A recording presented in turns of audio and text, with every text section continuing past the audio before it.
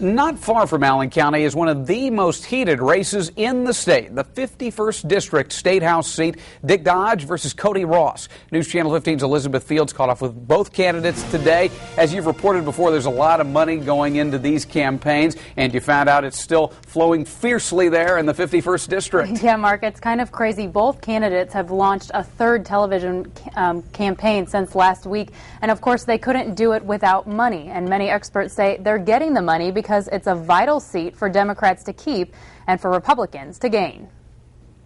Hi, Laurie. This is Dick Dodge calling. Thank you so much, Cody. The race is on, and with only hours left, both Cody Ross and Dick Dodge aren't showing any signs of letting up in campaigning or spending. This last week or so, it's been there's been some contributions that have come in. We're somewhere probably around $300,000 in campaigning expenses. Early money is like yeast. In other words, it tends to grow and multiply. We started campaigning nearly 2 years ago. It was more like 1.5 to 2 years ago, and that meant starting your fundraising early. Ross says he and his campaign are also up around the $300,000 mark in money raised, and while he's a little surprised it's gotten that high, he says he's had strong support.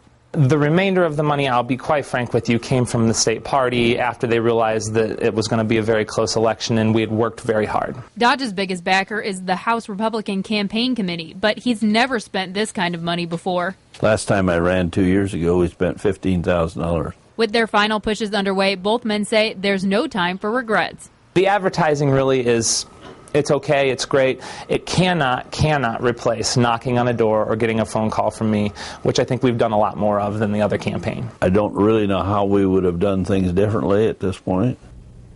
Now, both candidates told me that they're going to be out working the polls tomorrow, but even after that they close, they're really not going to have time to slow down because the winner has to report to Indy on Wednesday. Right, back to work. That's right. Okay, thanks, Elizabeth.